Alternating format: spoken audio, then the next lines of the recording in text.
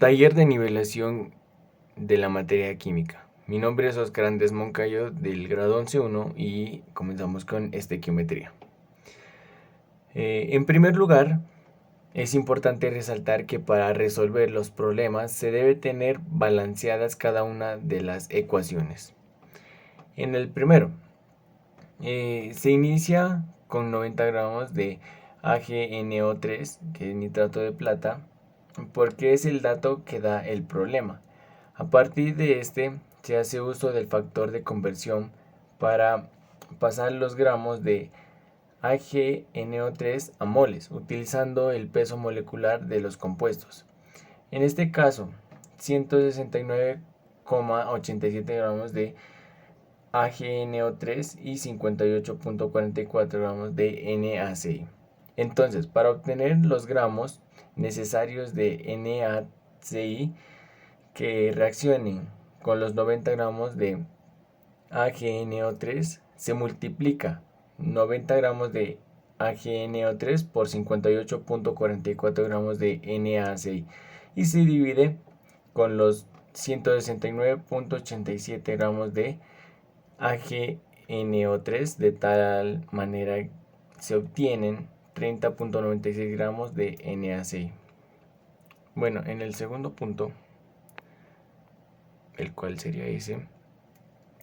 En el segundo punto, como el problema ya da las moles, se parte con los 0,75 moles de NaCl. Esto se los multiplica con las 2 moles de HCl y se divide con las 2 moles de NaCl porque la relación es 2. Es 2 a 2. Y con esto se obtiene como resultado 0,75 moles de HCl. Bueno, en el 3A sería lo siguiente. Se comienza por el gramo de Na2CO3, carbonato de sodio. Siguiendo el procedimiento del factor de conversión, se tiene en cuenta los pesos moleculares de Na2CO3 y del NaHCO3, carbonato ácido de sodio.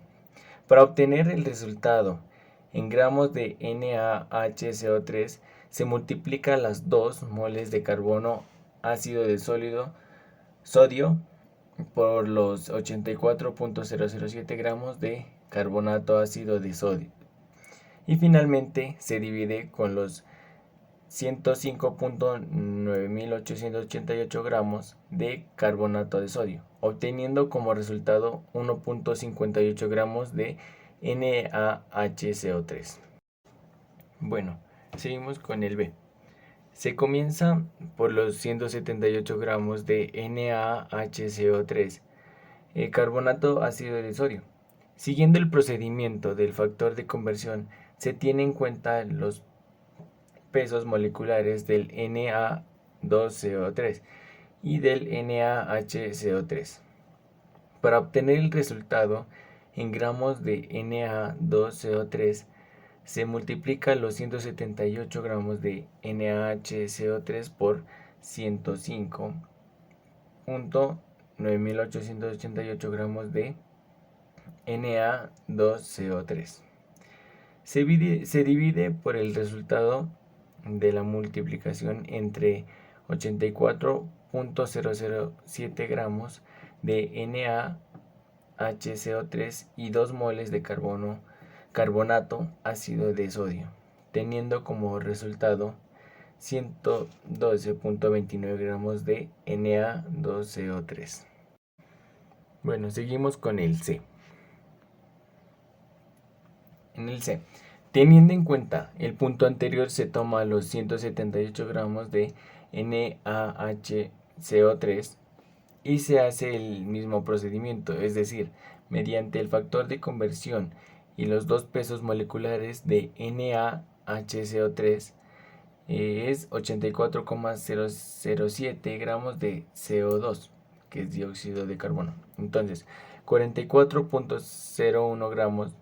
Para obtener el resultado en gramos de CO2, se multiplica los 178 gramos de NaHCO3 por 44,01 gramos CO2.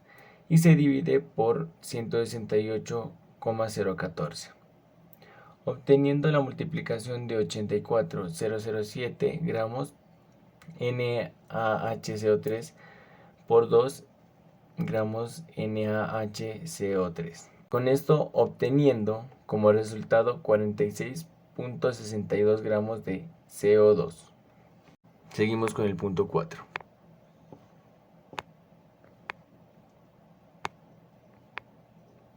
Bueno, en el punto 4, el reactivo límite es también importante, que la ecuación esté balanceada. Seguido de esto, pasamos los 60 gramos de CH4 a moles con el peso molecular, con lo cual mediante el uso del factor de conversión se multiplica los 60 gramos de CH4 con un mol de CH4 y se divide entre 16 gramos de CH4 obteniendo 3,75 moles de CH4, con lo cual se determina que este es el reactivo en exceso y el 3,5 de oxígeno que da el problema es el reactivo límite, es decir, el reactivo que se acabará primero y el cual es el balance de todos los cálculos. Entonces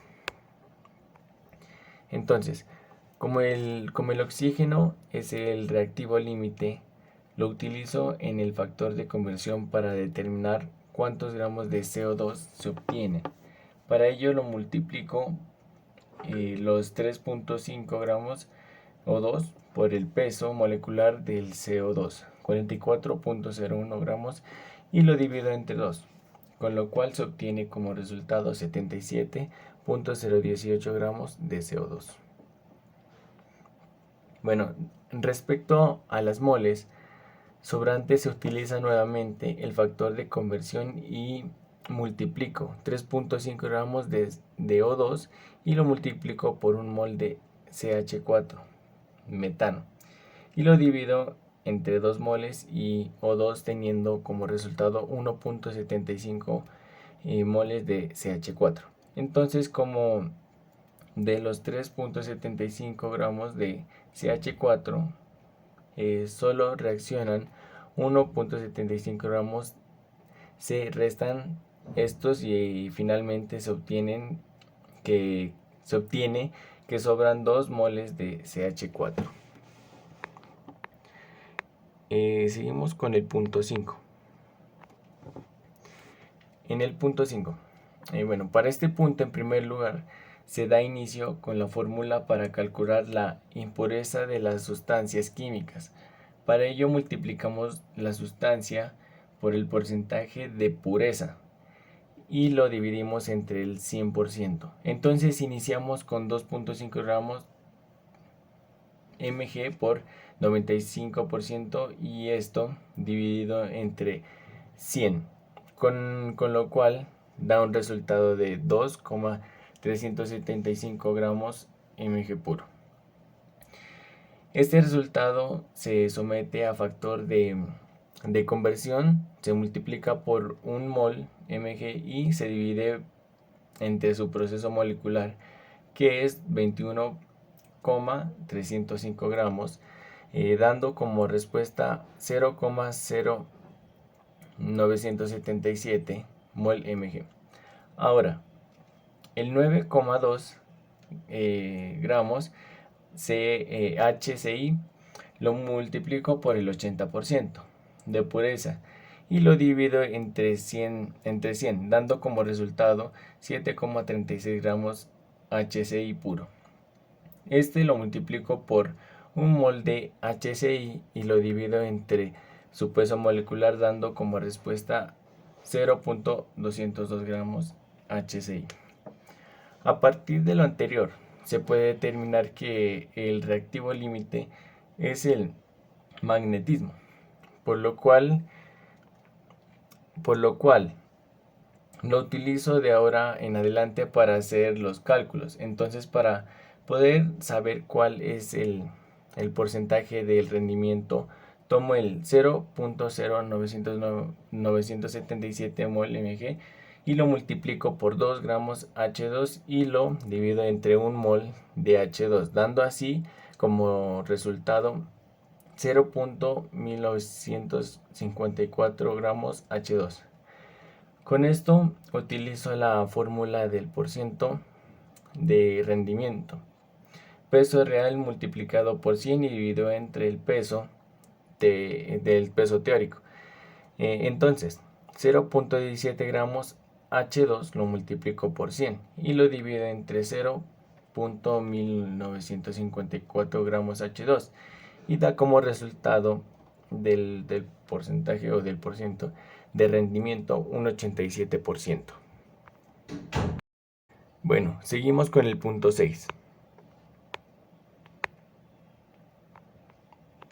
Bueno, al igual que en el anterior punto, multiplico los 61 gramos Na2CO3 por la pureza, que es el 90%, y lo divido entre 100, lo cual da como resultado 54.9 gramos Na2CO3 puro.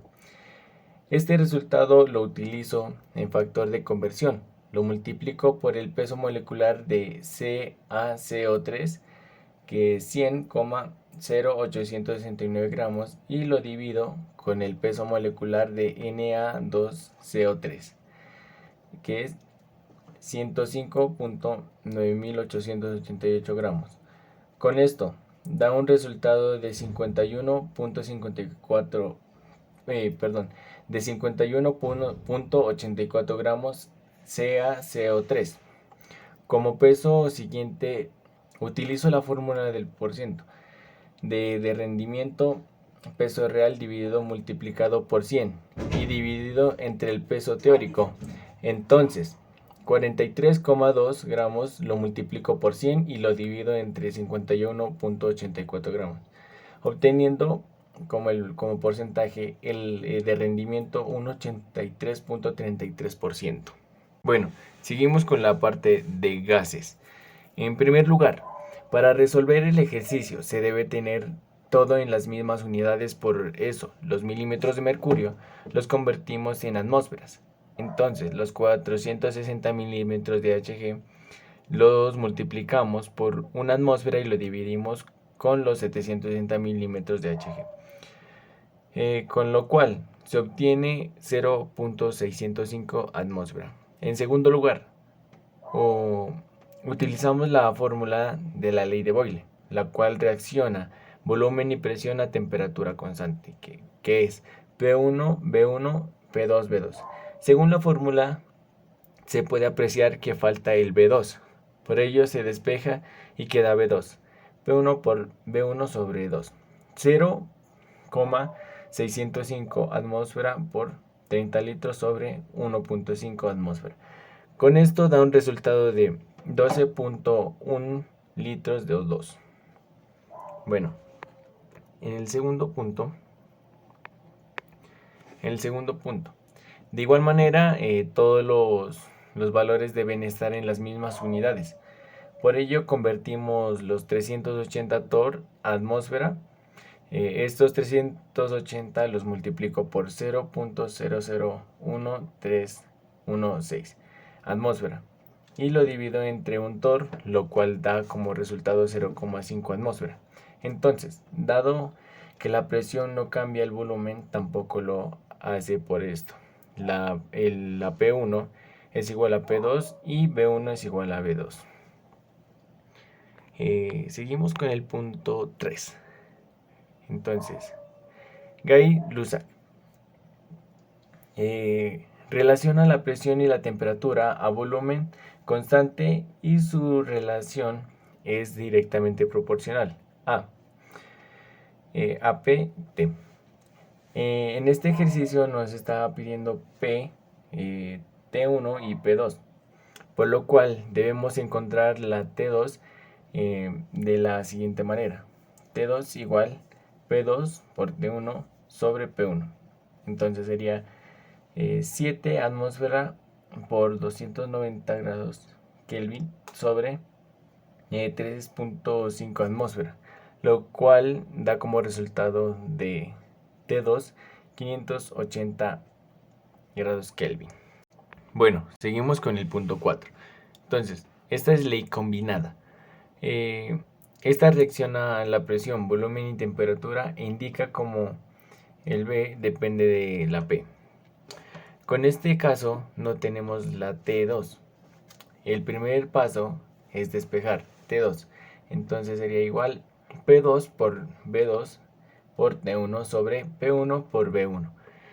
Con esto multiplicamos 590 torr por 425 mililitros por 57 grados Celsius. Esto sobre 640 torr por 225 mililitros, lo cual dio como resultado para T2 de 99.2 grados Celsius. Bueno, seguimos con el punto número 5. En el punto número 5, la ecuación de estado. Entonces, relaciona P, B y T y número de moles. Para que todo esté en la misma unidad, se pasan los torr a atmósfera y los Celsius a Kelvin. Con esto, para encontrar la masa molecular de gas, es necesario despejar la ecuación de tal manera que permita realizar el procedimiento. Entonces tenemos que el PM es igual a la densidad multiplicada por la constante universal. Entonces sería 0,082 atmósfera por litro sobre mol Kelvin. Esto multiplicado por la temperatura y dividido entre la presión, lo cual da como resultado 53,233 gramos sobre mol. Seguimos con el punto número 6. Del mismo modo que en el punto anterior, para que todo esté en la misma unidad, se pasan los torr a atmósfera y los Celsius a Kelvin. En este punto lo que se necesita encontrar son los moles de propano. Por ello es necesario despejar la ecuación N, PV sobre RT, de tal manera que permita realizar el procedimiento. Entonces, para encontrar los números de moles, multiplicamos la presión por el volumen y los dividimos entre la constante universal y la temperatura. Y con ello da un resultado de 1,072 moles de propano. Bueno, seguimos con la parte de soluciones. Primer punto. B sobre B. Relaciona los mililitros de soluto en un B de solución.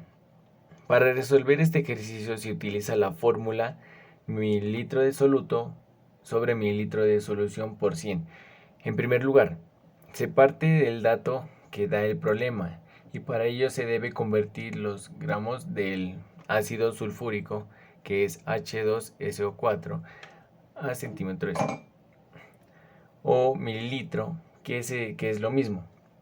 Entonces tomamos los 16 gramos H2SO4, los multiplicamos por 1 centímetros 3 y lo dividimos con la densidad que da el problema, que sería 1,84 gramos H2SO4.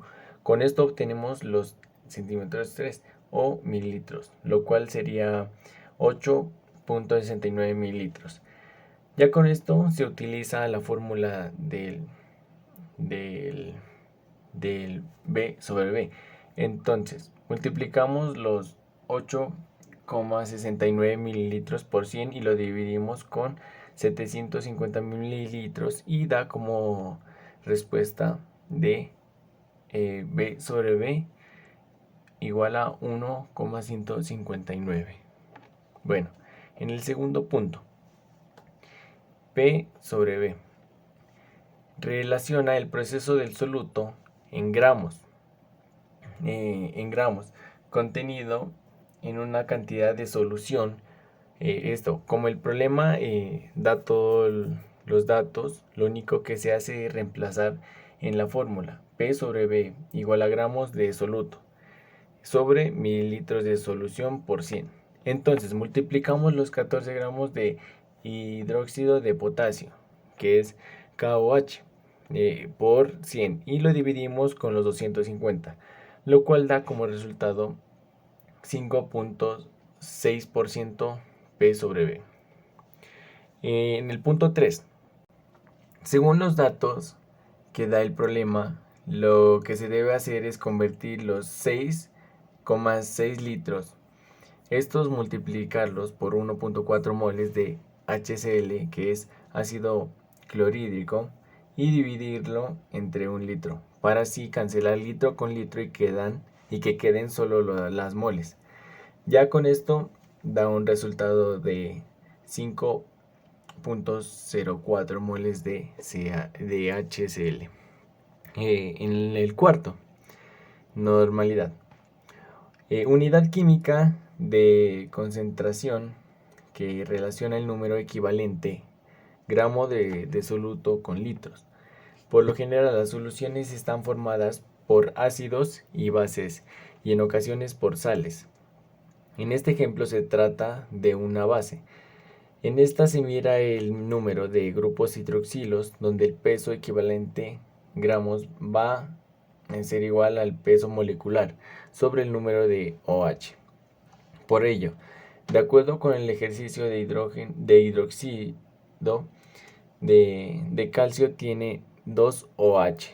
Con esto se parte de las 4 moles que da el problema. Entonces, por cada mol de CaOH, 2 obtengo 2 equivalentes gramos y 2.6 equivalentes gramos son 1 litro.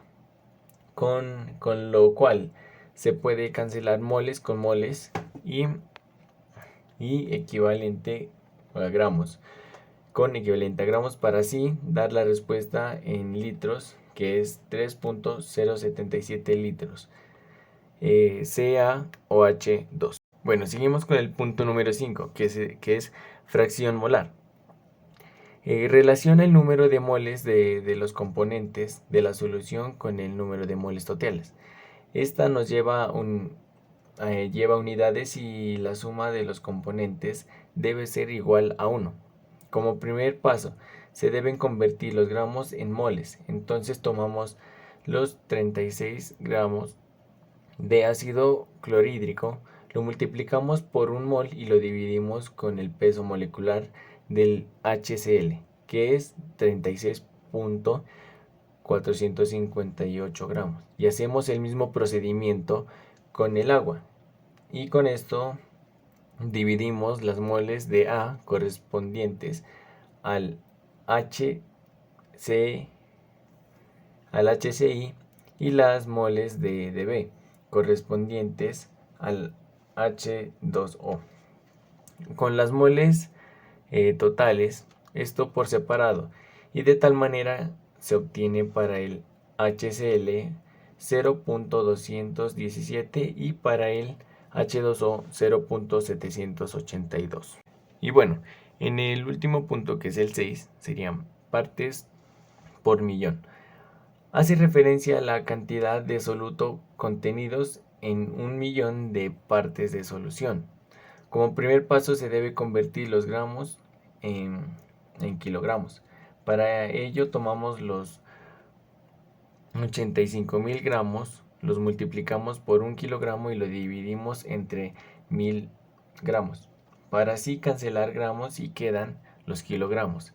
En este caso 85 kilogramos. Ya con esto se utiliza la fórmula ppm igual a mg de soluto sobre kilogramos de solución. Entonces tomamos los 2,2 miligramos de plomo y los dividimos con los 85 kilogramos, lo cual da como resultado 0.0259 ppm. Seguimos con cinética química. En este primer ejercicio nos plantea 2 balones y nos dice en cuál hay mayor concentración de reactivo. Entonces aquí podemos ver que el mayor número de moléculas en el balón B, tanto de reactivo, de soluto y solvente. Entonces aquí se encuentra la mayor concentración. En la B, en esta nos dice en cuál habrá mayor número de colisiones. Entonces, sería que el balón que tenga la mayor concentración de reactivos va a tener el mayor número de colisiones. Esto porque hay mayor número de moléculas, entonces hay mayor posibilidad de que una molécula choque con otra y se tiene el mayor número de colisiones. Y en la C sería con la reacción, seguimos con la reacción más lenta. Aquí miramos el número de moléculas, la concentración de reactivo. Se puede decir que la reacción más lenta se va a dar en el balón A, porque el número de moléculas es menor. Entonces la posibilidad de colisiones van a ser menores. Por lo tanto, la reacción aquí se va a demorar un poco más que en el balón B. Bueno, en el punto 2. Aquí aplicaremos lo que nos dice el principio de Le Chatelier. Entonces, esta reacción es reversible. El más, 198 kilojulios, esto nos dice que esta reacción libera calor. Cuando se suma significa que está liberando energía porque están los productos. Entonces, van a hacer una reacción exotérmica. Entonces, esto significa que va a liberar calor. Bueno, según Le Chatelier nos vamos a decir para dónde se va el desplazamiento. En este caso vamos a aumentar la concentración de oxígeno para que esta reacción vuelva a entrar en equilibrio. Esta se tiene que desplazar a la derecha, es decir, se va a formar más cantidad de productos del SO3. También se va a tener que formar más cantidades de producto para que la reacción vuelva y entre en equilibrio. Y eso pasa con el aumento del oxígeno. Bueno, seguimos con el B. Cuando se disminuye la presión, en este caso sería en una reacción exotérmica. Si nosotros disminuimos la presión de los gases en esa reacción exotérmica, esta se va a tener que desplazar hacia los reactivos. Es decir, este se desplaza donde hay mayor número de moles. Con el desplazamiento va a beneficiar a los reactivos. O mejor dicho, va a favorecer a los reactivos. Bueno, en la C, teniendo en cuenta que hay una reacción exotérmica que va a liberar el calor, el equilibrio se va a desplazar hacia los productos y este va a favorecer a los productos. Y la última sería la D. En la D, cuando se disminuye la concentración de un producto, cuando este producto se quita, estamos interrumpiendo en este equilibrio. Entonces, este se va a favorecer a que se generen más productos. Bueno, en este punto 3. En este punto tenemos que encontrar la constante de equilibrio de esta reacción. Esta está balanceada, entonces la constante de equilibrio va a ser en el numerador la concentración del producto elevado a su coeficiente estequiométrico sobre las concentraciones de los reactivos, esto también elevados a su constante estequiométrica, pero en este caso es 1. Aquí nos dan la concentración de cada uno, entonces se reemplazan valores y así es como se encuentra la constante de equilibrio. Bueno, en el punto 4 es el pH. Para calcular el pH tenemos que tener en cuenta cuál es la fuerza que va a tener el ácido o la base. Aquí en primer lugar tenemos un ácido nítrico. Este ácido es muy fuerte ya que al entrar en contacto con el agua, este se va a disociar. por completo, por lo cual la flecha es para una sola dirección. En este caso podemos calcular el pH como menos logaritmo de la concentración. En el B, de igual manera, pasa con las bases fuertes. Este tiene un hidroxilo de magnesio como el hidroxilo de potasio. Son bases fuertes, entonces al momento de que hagan contacto con el agua se disocian completamente. Entonces aquí calculamos directamente el pOH. Ya teniendo el pOH, se le resta a 14 ese valor de pOH, y este será el pH. Bueno, en la C, eh, el enlace es de la misma manera porque estas son bases fuertes. Y en el D, es en el amoníaco es algo diferente, porque al disociarse, al disociarse en el agua, este se disocia parcialmente y esta reacción puede ser reversible. Esto significa que hay un equilibrio. Esto pasa siempre cuando las bases son débiles o sus ácidos son débiles también. En el E, em, el ácido clorhídrico es un ácido fuerte, entonces este se va a disociar completamente. Entonces aquí se hará el cálculo del pH y como el menos logaritmo de la concentración. Bueno, comenzamos con lo de preguntas ICFES.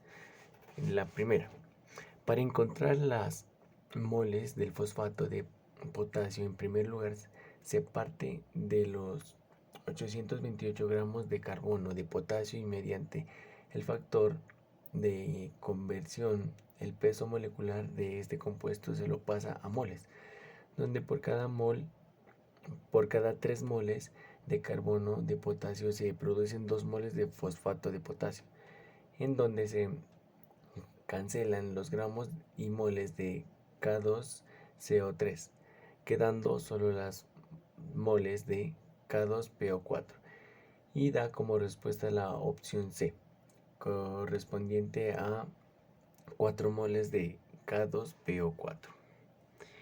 En el segundo, se parte del primer dato que da el problema, en lo cual se usa de igual manera el factor de conversión, donde 500 gramos de roca son la sustancia impura, y dentro de esta relación por cada 100 gramos de roca hay 25 gramos puros de carbonato de calcio.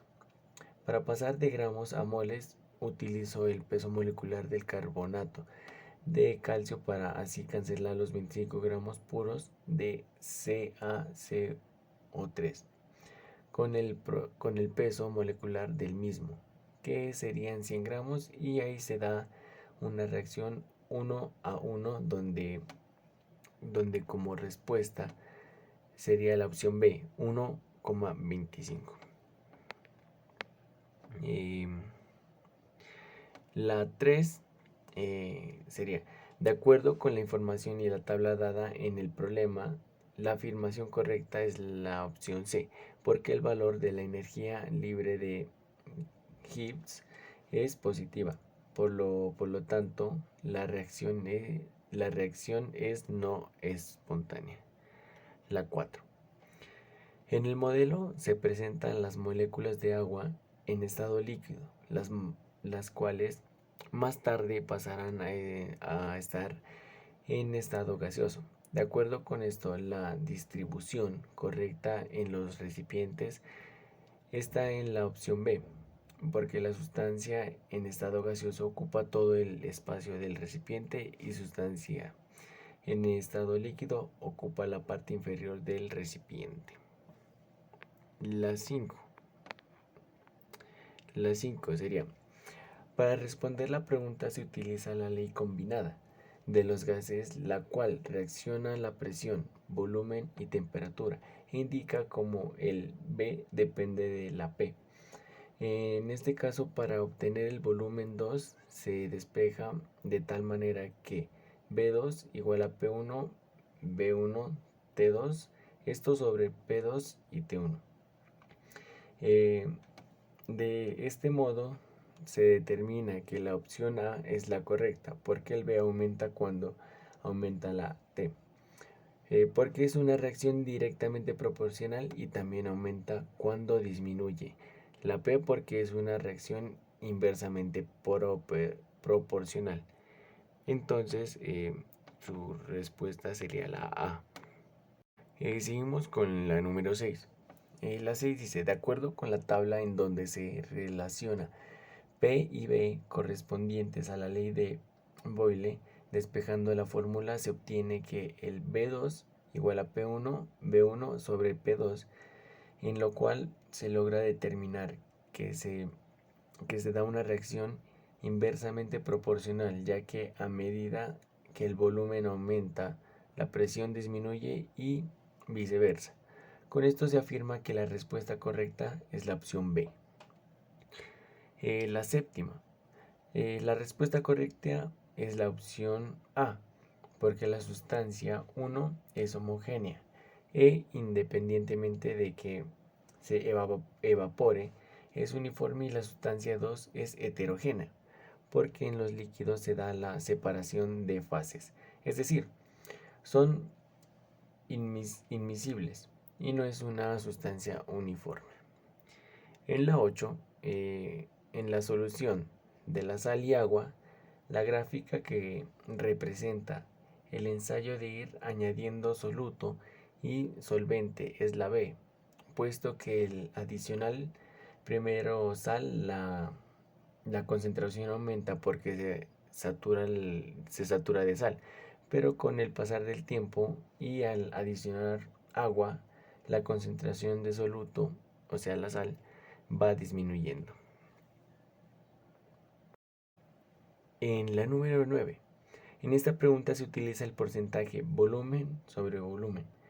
Y que, para que quede más fácil resolver a los datos que nos dan, le sacamos la mitad, en donde por cada 100 milímetros de solución hay 56 milímetros de ácido puro, en lo cual se multiplican los 56 milímetros por 100 y se dividen entre los 100 milímetros de solución, dando como respuesta la opción B, correspondiente al 56%.